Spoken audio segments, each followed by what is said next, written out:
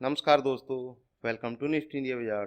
Nifty India बाजार की techno फंडा सीरीज के इस एपिसोड में आपका स्वागत है। आज के इस एपिसोड में हम लोग चर्चा करेंगे वोल्टास के बारे में।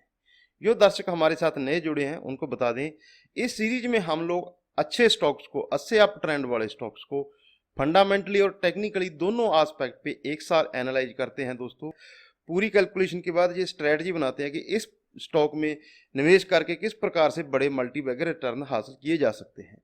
ये सीरीज उन दर्शकों के लिए दोस्तों जो स्टॉक मार्केट्स में निवेश करके बड़ा मुनाफा कमाना चाहते हैं।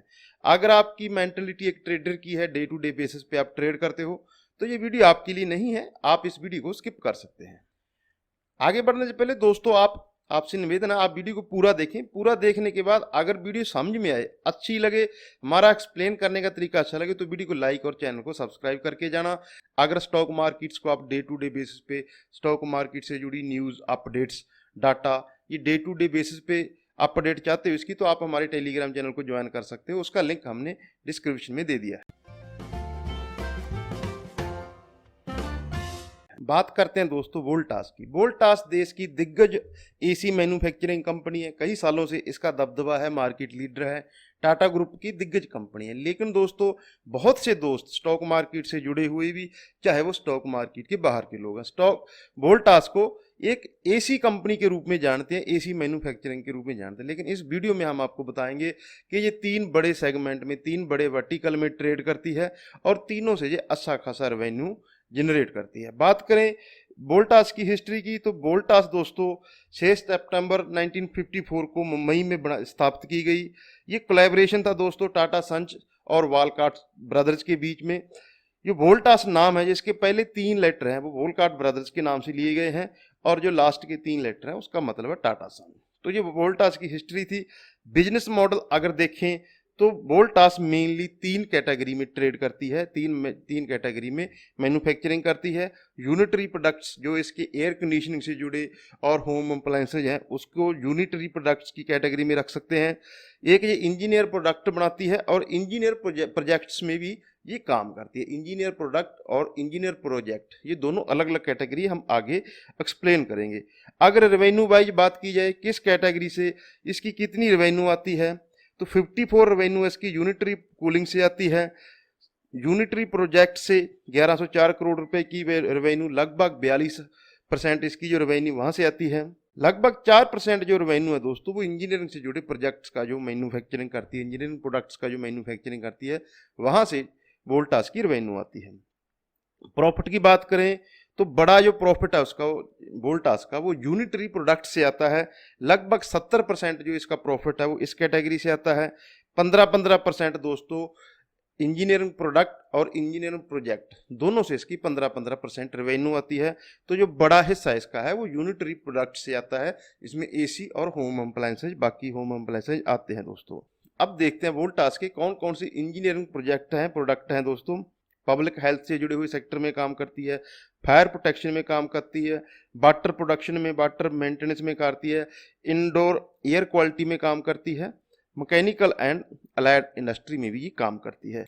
वोल्टास दोस्तों किन किन सेक्टर में काम करती है इंजीनियरिंग, तो airports, metro, long distance railway, power and substation, water infrastructure, steel plant, बहुत से ऐसे सेक्टर हैं जिनमें वोल्टास इंजीनियरिंग की सेवाएं जो देती है। अब बात करते हैं जो इसका मेन थीम है। हम अक्सर अपने वीडियो में चर्चा करते हैं कि एज ए रिटेल ट्रेडर हमें कंपनी के बारे में बेसिक जानकारी रखनी जरूरी है, लेकिन आपको मेन फोकस वहां से करना चाहिए, उस सेगमेंट में मेन फोकस करना चाहिए जिस सेगमेंट में कंपनी की सबसे ज़्यादा रेवेन्यू आती है। तो यूनिटरी प्रोडक्ट्स वो कैटेगरी है जहाँ से वोल्टास की 70% जो प्रॉफिट है वहाँ से आता है। पिछले साल इसने टोटल लगभग 20 लाख यूनिट्स बेची, चाहे वो एयर कंडीशन हो चाहे बाकी दूसरे होम अप्लायंसेज हो। तो यूनिटरी प्रोडक्ट्स में इसकी कौन कौन से प्रोडक्ट हैं दोस्तों। सबसे बड़ा प्रोडक्ट तो है इसका Voltas AC, air condition, air cooler, refrigerator, washing machine, dish washer, microwave, air purifier और वाटर डिस्पेंसर। ये इलेक्ट्रॉनिक प्रोडक्ट्स है जो ये वोल्टास बनाती है। बात करते हैं दोस्तों एयर कंडीशन की। हम में से ज़्यादातर लोग वोल्टास को एज एयर कंडीशनर मैन्युफैक्चरर के रूप में जानते हैं। तो आगे बढ़ने से पहले, जैसा कि हम हमेशा अपनी वीडियोज में करते हैं, जो कंपनी जिस सेगमेंट में सबसे ज़्यादा रेवेन्यू करती है, तो अपने वीडियो में हम एक हल्का चेक उस सेक्टर का भी लेते हैं। जैसे वोल्टास एयर कंडीशन में लीडर है, एयर कंडीशन से इसकी सबसे ज़्यादा रेवेन्यू होती है, तो हम एसी मार्केट का भी एक आउटलुक लेंगे। बात करें एसी मार्केट की दोस्तों, तो एसी मार्केट में 2006 में हमारे देश में 20 लाख एयर कंडीशन थे। 2020 में ये गिनती बढ़ के लगभग 4 करोड़ हो गई, और ऐसा मानना है कि 2030 तक कुछ ऐसी रिसर्च रिपोर्ट बताती है कि हमारे देश में 10 करोड़ एयर कंडीशनर हो जाएंगे। तो उसका जो लीडर है, सबसे बड़ा बेनिफिट हमेशा लीडर को मिलता है। तो एयर कंडीशन मार्केट का जो लीडर है वो है वोल्टास दोस्तों। एयर कंडीशन मार्केट भी दो हिस्सों में डिवाइडेड है, स्पेल्ट एसी और विंडो एसी। जो स्पेल्ट एसी है वहाँ से 85% उसका मार्केट शेयर है, और 15% जो मार्केट शेयर है वो विंडो एसी का है। अब बात करते हैं दोस्तों कि एसी मार्केट में इसका कितना शेयर है, एयर कंडीशन मार्केट में वोल्टास का कितना। हालांकि इसमें बहुत कंपटीशन है दोस्तों। वोल्टास 21% मार्केट शेयर के साथ पिछले कई सालों से ये नंबर 1 लीडर बना हुआ है एयर कंडीशन मार्केट का। एलजी इसके पीछे है लगभग 16%, हिताची लगभग 11%, डाइकन लगभग 11%, ब्लू स्टार लगभग 12%, और अदर्स जो बाकी एयर कंडीशनर मैन्युफैक्चरिंग जिसमें सैमसंग भी शामिल है, उनका जो मार्केट शेयर है वो 29% है। आने वाले सालों में दोस्तों एमआई जो हमारे देश में दिग्गज चाइनीज ब्रांड है, वो भी एयर कंडीशन मार्केट में उतरने की तैयारी कर रहे हैं, तो वो एक स्टिफ कंपटीशन हो सकता है वोल्टास के लिए। बात करें इंटरेस्टिंग फैक्ट की दोस्तों, तो वोल्टास के बारे में बहुत कम लोग ये बात जानते होंगे कि बुर्ज खलीफा जो दुनिया की सबसे मशहूर और सबसे बड़ी इमारत है, उसका जो एयर कंडीशनिंग सिस्टम है वो पूरा वोल्टास हैंडल करता है। वोल्टास ने बुर्ज खलीफा का जो एयर कंडीशन सिस्टम है वो डिजाइन किया है। कंपनी का बेस का डाटा देख लेते हैं। वोल्टास की मार्केट कैप है लगभग दोस्तों 33,500 करोड़, 7,500 करोड़ से ज़्यादा की एनुअल रेवेन्यू करती है, 17 रुपये की ईपीएस है, पीई रेशो 60 है दोस्तों। ये एकमात्र कंसर्न है वोल्टास के लिए कि हायर वैल्यूएशन पे ये हमेशा ट्रेड करती है। बुक वैल्यू इसकी 150 रुपये है। पब्लिक होल्डिंग की बात करें दोस्तों, तो वोल्टास में होल्डिंग पिछले 4 क्वार्टर से जो प्रोमोटर होल्डिंग है वो सेम है। लेकिन दोस्तों हम अक्सर अपने वीडियोज में चर्चा करते हैं कि आपको किसी भी स्टॉक को अगर आपको एनालाइज करना है, इन्वेस्टमेंट करना है, या किसी उसको सिर्फ उसके बारे में फंडामेंटल जानकारी हासिल करनी है, तो उसको आप इस पैरामीटर से देखें कि जो एफआईज हैं, फॉरेन इंस्टीट्यूशनल इन्वेस्टर हैं, वो कंपनी को किस प्रकार से अप्रोच कर रहे हैं। तो एफआईज पिछले 4 क्वार्टर में लगातार अपना जो स्टेक है वो बढ़ा रहे हैं। मार्च 21 में उनका जो स्टेक था वो 10.7% था, जून 20 में उनका जो स्टेक था वो 12.4% था, सितंबर 20 क्वार्टर में जो उसका स्टेक था एफआईज का वो 14.6% था, और मार्च 21 में जो हाल में हमारा जो मार्च क्वार्टर खत्म हुआ उसमें उनका स्टेक बढ़ के 14.5% है। तो हर क्वार्टर वो अपना स्टेक बढ़ाते आ रहे हैं। किसी भी स्टॉक के लिए हम पर्सनली इस चीज़ को फॉलो करते हैं, मानते हैं, और अपने दर्शकों को भी बताते हैं कि आप एफआईज का स्टेक हमेशा ट्राई करें किस कंपनी में एफआई स्टेक बढ़ा रहे हैं। तो ये हमने दोस्तों वोल्टास को फंडामेंटली चेक कर लिया, इसका हर प्रकार से एस्पेक्ट और इसका किस मार्केट से जुड़ी हुई है, सब इसके प्रोडक्ट्स की हमने जानकारी ले ली। अब बात करते हैं दोस्तों टेक्निकल की। जो दर्शक हमारे साथ नए जुड़े हैं हम बता दें कि फंडामेंटल जो एनालिस्ट होते हैं वो हमें ये बताते हैं कि हमें कहाँ इन्वेस्ट करना। जैसा कि हमने देखा कि एयर कंडीशन मार्केट यहाँ से अगले 8 से 10 सालों में 3 गुना हो जाएगी, और वोल्टास इस सेगमेंट का लीडर है, तो सबसे बड़ा बेनिफिट है वो वोल्टास होगा। पेरेंट ग्रुप टाटा ग्रुप की कंपनी है दोस्तों, बड़ी दिग्गज कंपनी है, तो इसमें ना तो पेरेंट का कोई इशू है, ना इसमें कोई डेट का इशू है। मार्केट इसका जो आउटलुक है वो ब्राइट है। तो ऐसे स्टॉक्स को दोस्तों हम जो जब रेकमेंड करते हैं तो हमारा एक बेसिक रूल है कि कभी भी हम ओवरबॉट स्टॉक्स को एनालाइज नहीं करते, ओवरबॉट स्टॉक्स को अपने दोस्तों के लिए उसमें वीडियो नहीं बनाते। हम उन्हीं स्टॉक्स को यूज करते हैं, उन्हीं स्टॉक को एनालाइज करते हैं जो हायर लेवल से एटलीस्ट 20 से 30%, 15% करेक्ट हो चुके हो। हम अपनी हर वीडियो में बाई ऑन डिप की स्ट्रेटजी का इस्तेमाल करते हैं, दर्शकों को भी रेकमेंड करते हैं। बार बार ये बात दोहराते हैं कि स्टॉक मार्केट की दोस्तों सबसे अच्छी खासियत क्या है कि इसमें हमेशा हमें डिप मिलते हैं। तो वोल्टास के मामले में भी ऐसा हुआ, 1150 के आसपास की हाई लगाने के बाद अब ये अपने हाई से लगभग 13% नीचे है, और ये ऐसा ही मौका होता है दोस्तों बड़े अप ट्रेंड वाले स्टॉक्स में निवेश करने का, एंटर करने का, बाई ऑन डिप की स्ट्रेटजी का इस्तेमाल करने का। बाई ऑन डिप पे हमने एक डेडिकेटेड वीडियो भी बनाया हुआ है, उसका लिंक आपको डिस्क्रिप्शन में मिल जाएगा। तो बात करते हैं दोस्तों वोल्टास के मंथली चार्ट्स की। मंथली चार्ट जैसा कि देख सकते हैं वोल्टास बड़े अप ट्रेंड में चल रहा है और पिछले साल इसने ब्रेकआउट दिया था। अब ये 1132 रुपए का हाई लगाने के बाद कंसोलिडेट कर रहा है, पिछले 4 महीने से 1000 की जोन में ये कंसोलिडेट कर रहा है। तो इसी ऐसा समय होता है दोस्तों अच्छे ट्रेंड वाले स्टॉक्स में इन्वेस्टमेंट करने का।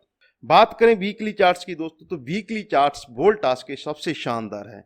वोल्टास वीकली चार्ट्स में एक शानदार राइजिंग चैनल में ट्रेड कर रहा है और राइजिंग चैनल की ये लोअर ट्रेंड लाइन को टच कर रहा है। तो अगर राइजिंग चैनल का आपको इन्वेस्टमेंट के लिए इस्तेमाल करना है, ये बड़ा राइजिंग चैनल है, कई सालों का ये ट्रेंड है वोल्टास का, तो ये मौका होता है वीकली चार्ट्स के लिहाज से स्टॉक में इन्वेस्टमेंट करने का। दूसरा जो सबसे बढ़िया तरीका है दोस्तों, जिसकी हम अपने वीडियोज में अक्सर चर्चा करते हैं, वो है RSI। जब इसने 1132 रुपए के हाई लगाए तो जो इसकी RSI थी वो ऑलमोस्ट ओवरबॉट जोन को भी पार करके 85 तक चलेगी। तो ये एक्सट्रीम ओवरबॉट जोन होती है। अगर आपको स्टॉक में निवेश करना है, ट्रेडिंग और इन्वेस्टमेंट में डिफरेंस होता है, इसीलिए हमने स्टार्ट में बोला, वीडियो की शुरुआत में बोला कि अगर आप इसको ट्रेडर मेंटलिटी से देख रहे हो तो ये वीडियो आपके लिए नहीं है। निवेश में दोस्तों इन्वेस्टमेंट की दो सबसे इंपॉर्टेंट बातों में एक बात ये बोली जाती है कि स्टॉक में इन्वेस्टमेंट करके इंतजार करने से ज़्यादा इंपॉर्टेंट होता है इन्वेस्टमेंट करने से पहले इंतजार करना। जैसा कि वोल्टास के मामले में हुआ, फरवरी में इसने अपना लाइफ टाइम हाई लगाया, वहां से ये 4 महीने की कंसोलिडेशन के बाद अब जो इसकी RSI है वो एकदम न्यूट्रल जोन में आ चुकी है। तो ऐसा मौका होता है दोस्तों स्टॉक्स में लंबे समय के लिए एंटर करने का। तो RSI को हम हमेशा अपने वीडियो में इस्तेमाल करते हैं, दोस्तों को एक्सप्लेन करते हैं कि किस प्रकार से हम RSI का जो इस्तेमाल है वो लॉन्ग टर्म इन्वेस्टमेंट में कर सकते हैं। तो RSI के ऊपर भी हमने एक डेडिकेटेड वीडियो बनाया है, उसका भी लिंक देंगे। RSI, volume, trend line, buy on dip, ये कुछ ऐसी टेक्निक्स हैं दोस्तों, बेसिक टेक्निक्स है जिनका हम इस्तेमाल करते हैं एक्सप्लेन करने के लिए। इसीलिए इन सब पे हमने वीडियो बना के उसका लिंक डिस्क्रिप्शन में देते हैं ताकि आपको जैसे RSI का बेहतर कैसे इस्तेमाल कर सके उसको समझ सकें आप डिटेल से। दोस्तों बात करते हैं डेली चार्ट्स की दोस्तों, तो डेली चार्ट्स पे जैसा कि हमने शुरुआत में चर्चा की है, फरवरी में हाई लगाने के बाद ये कंसोलिडेट कर रहा है। डेली चार्ट्स अगर पिछले 1 साल का ट्रेंड देखा जाए तो ये 100 day moving average, 200 day moving average से अभी भी ये 10% दूर है।